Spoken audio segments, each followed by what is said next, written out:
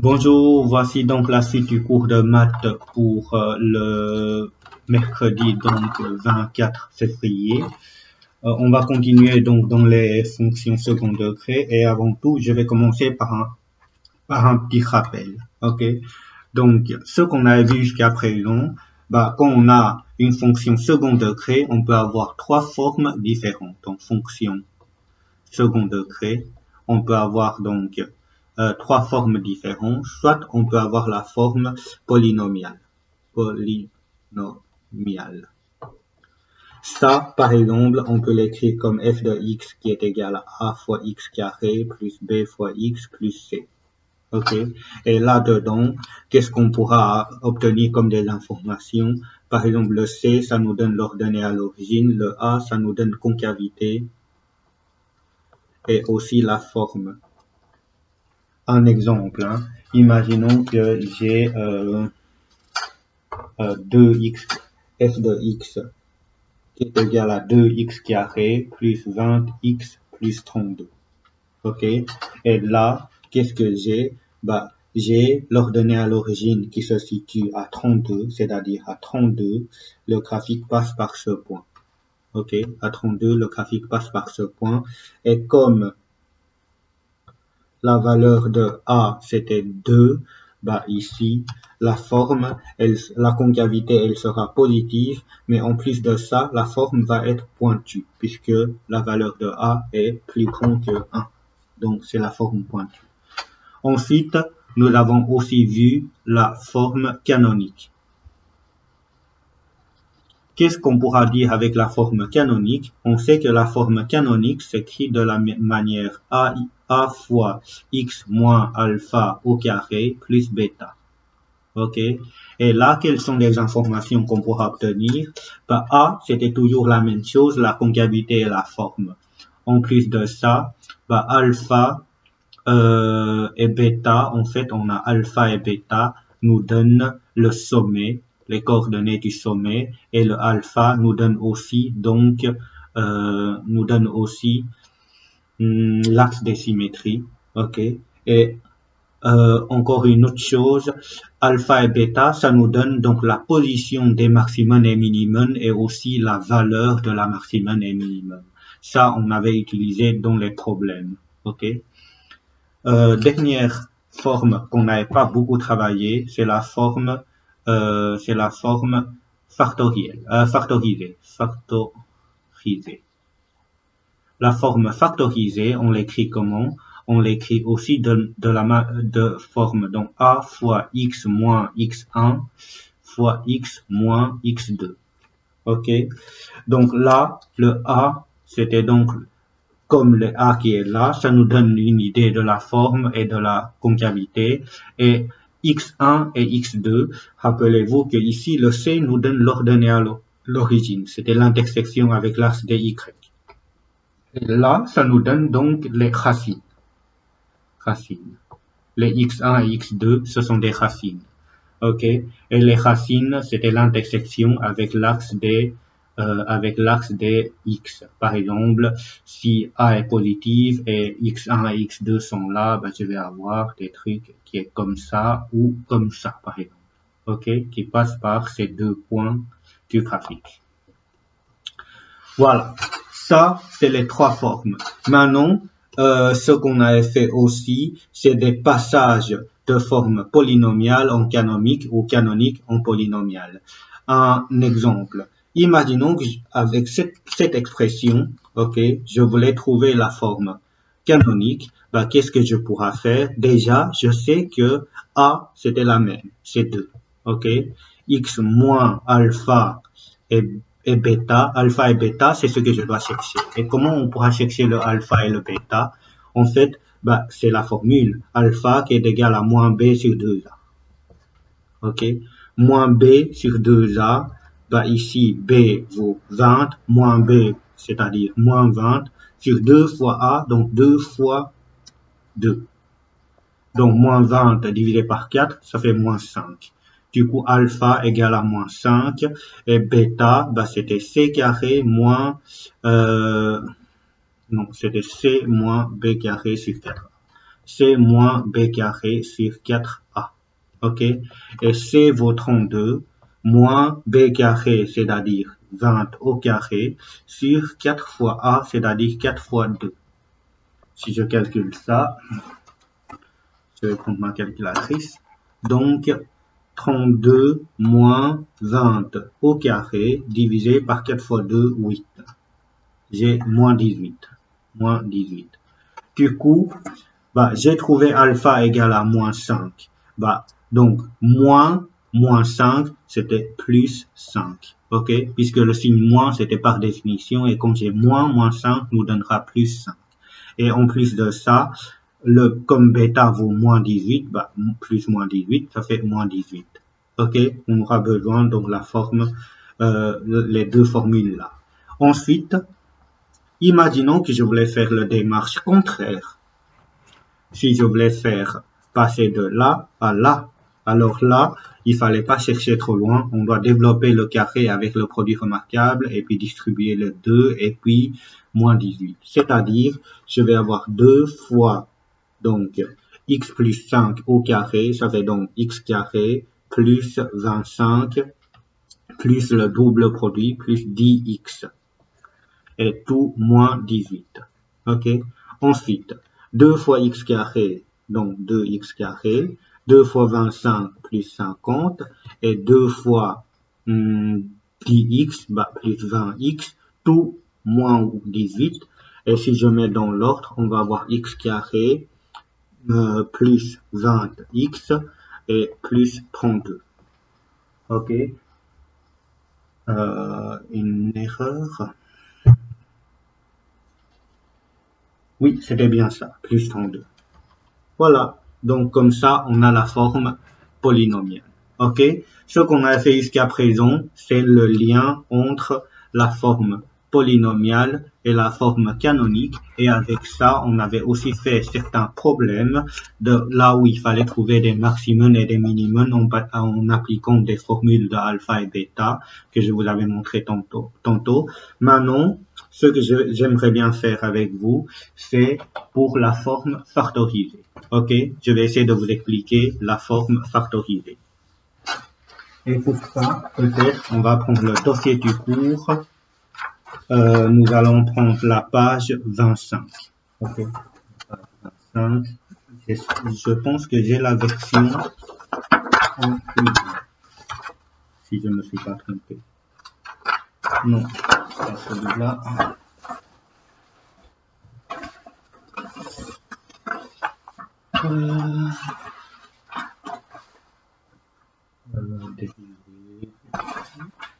Non, tant pis, je vais travailler avec le dossier là. De toute façon, je pense que vous voyez bien avec voilà dans la vidéo. Donc la forme factorisée donc des fonctions du deuxième degré, c'est noté toujours de la forme a fois x moins x1 et fois x moins x2, où x1 et x2 sont des racines des fonctions. Ok.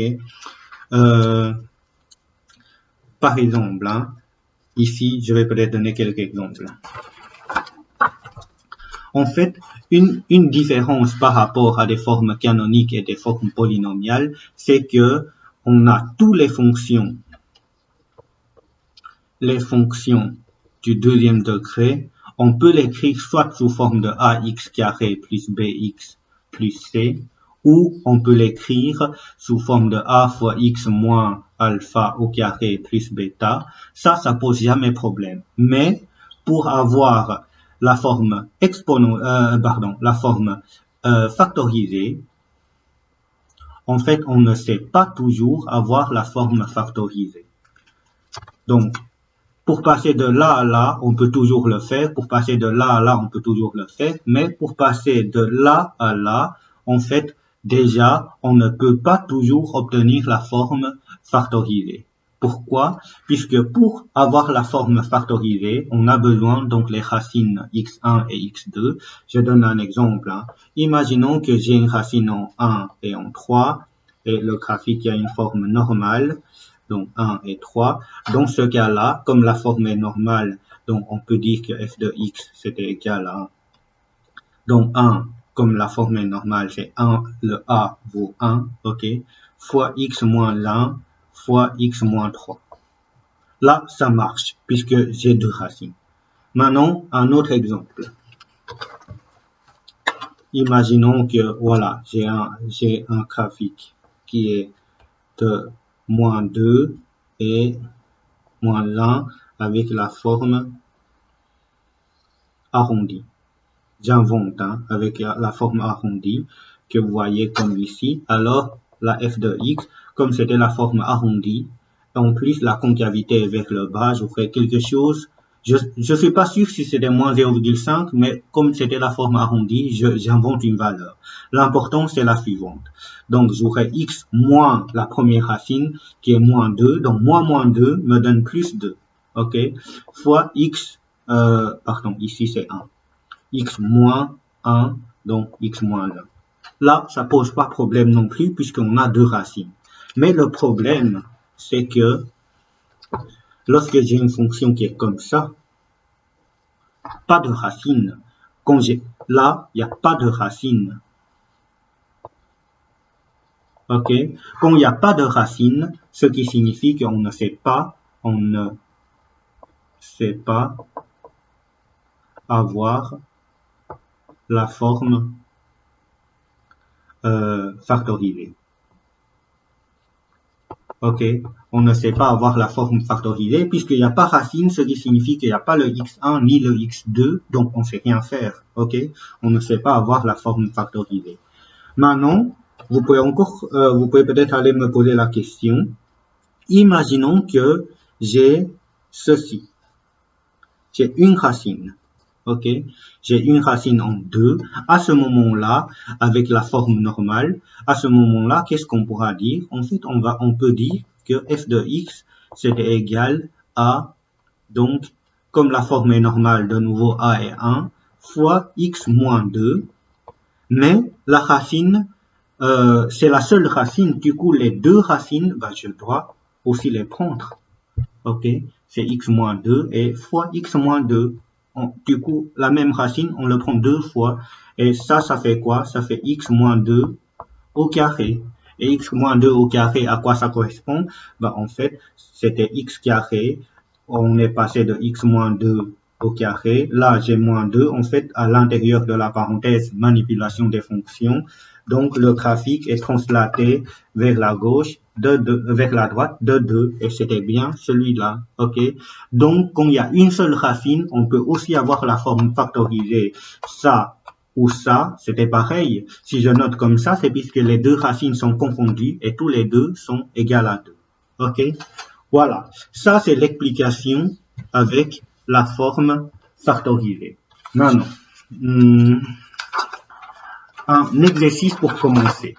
Vous avez donc à la page 26 donc les graphiques qui sont donnés, OK, F, A, G, H, J. Et on a les expressions. Je vous demande de identifier le graphique avec les expressions en connaissant les racines. Je donne un exemple. Imaginons que le H, OK, les deux racines c'était 6 et 8. Du coup, qu'est-ce que je vais avoir? Je vais avoir x moins 6 et x moins 8. OK?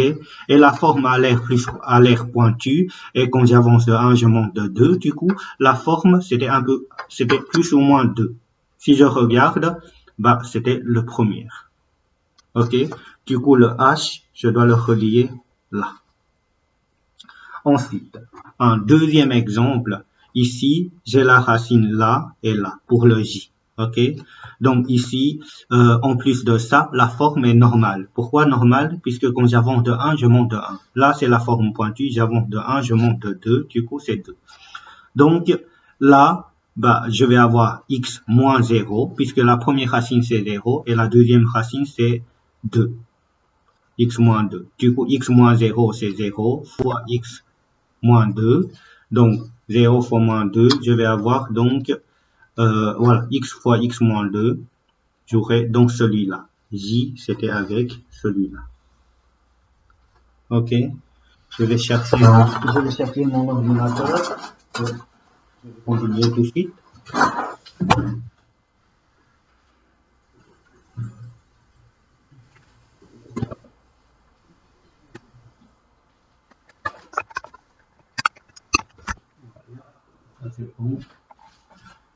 Donc, je continue.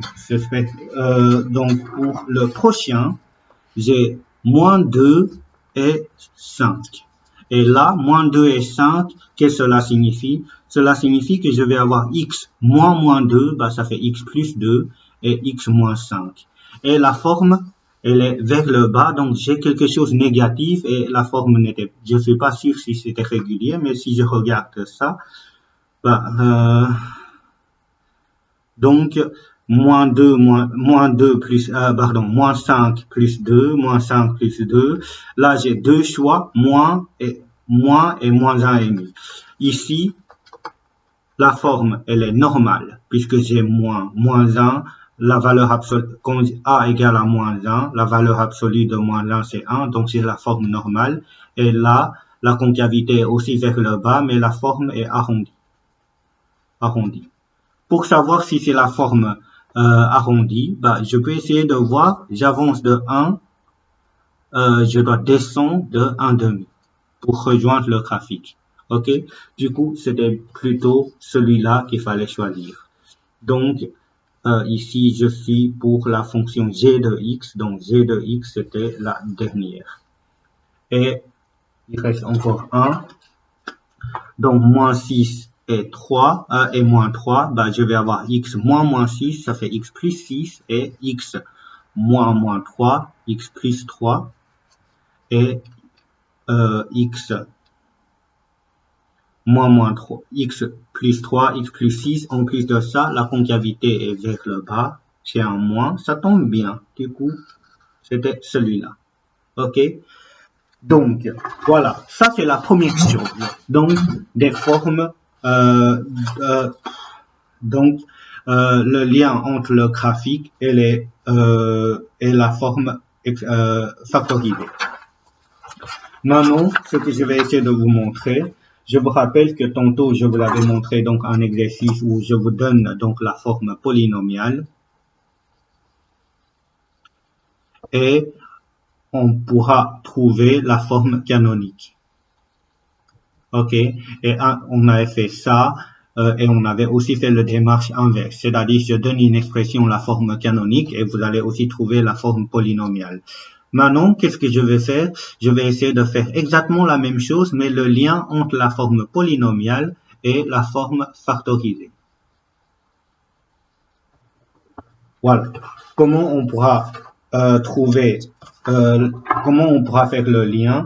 Le plus facile, c'était toujours lorsque je voulais chercher la forme factorisée, la forme polynomiale. Donc, quand on donne la forme factorisée, comment on pourra chercher la forme polynomiale?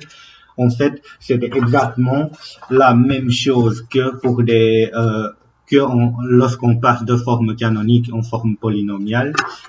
Il faut simplement développer. Ok? Voilà. Exemple. Si f de x égale à 2 fois x moins 3 fois x moins 5 est une fonction second degré écrite sous forme factorisée, pour la réécrire sous forme polynomiale, c'est-à-dire ax carré plus bx plus c, il suffit de développer l'expression. Donc, qu'est-ce que cela signifie? Je dois d'abord donc, j'ai deux, allez, comment on doit faire? Bah, j'ai deux parenthèses. Je peux peut-être d'abord faire la double distributivité entre les deux parenthèses. J'ai x fois x, j'aurai donc x carré. X fois 5 plus 5x, moins 3 fois x, j'aurai moins 3x. Et moins 3 fois 5, j'aurai moins 15. Ensuite, je dois multiplier par 2. Donc 2 fois x carré, donc 2x carré. 2 fois 5x moins 3x, si je combine, ça fait 2x. Ok? Et 2 fois 2x, ça fait 4x. Et 2 fois 15, 2 fois moins 15, ça fait moins 30. Ok? Comme ça, au départ, j'ai la forme factorisée et à la fin, j'ai la forme polynomiale.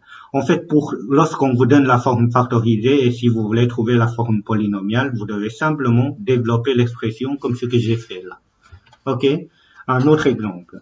Ici, là, pour avoir la forme polynomiale, normalement, on pourra faire la double distributivité, mais il y a une façon qui est plus rapide. Pourquoi? Puisque on a A moins B fois A plus B. Ça, c'est une formule de produit remarquable. Et c'était x carré moins 9, x carré moins 3 au carré, 9. Et c'est tout. OK? Et celui-là, par exemple, j'ai x fois x plus 5. Là aussi, c'est la forme factorisée. Pourquoi? Puisque ça, c'est comme si j'ai x moins 0. C'est-à-dire les deux racines, il y en a un, c'était 0, et deuxième racine, c'était en moins 5. OK? Oui, quand c'est plus 5, ça veut dire que là, x1 égale à 0, et là, x2 égale à moins 5. Ce qui signifie que le graphique passe par ce point-là, et moins 5, le graphique passe par ce point-là aussi, passe par ces deux points. Et ici, plus 3, moins 3, ben là, ça veut dire quand c'est moins 3, ça veut dire qu'on a une racine en 3 ici. Quand c'est plus 3, ça veut dire qu'on a une racine en moins 3 ici. OK? Là, il fallait faire attention avec le signe qui a été donné. Maintenant, voilà, j'allais un peu trop loin. Comment on fait pour avoir la forme polynomiale? Bah, il suffit de développer l'expression, c'est-à-dire j'ai x fois une parenthèse, bah, je vais distribuer. OK? X fois x, j'aurai x carré. X fois 5, donc plus 5x. Voilà. Je pense que comme ça, c'est déjà assez bien. Je regarde hein, ce que je vous demande de faire. Oui, comme préparation, je vais vous demander de essayer de faire ces trois exercices. Nous allons essayer de déterminer algébriquement les racines. Ah non. Les racines, les axes de symétrie et les sommets de cette fonction-là. Allez, comme prépa, je vais faire le premier et vous allez essayer de faire les deux autres. OK? Donc, on fait le premier et le plus dur. Donc,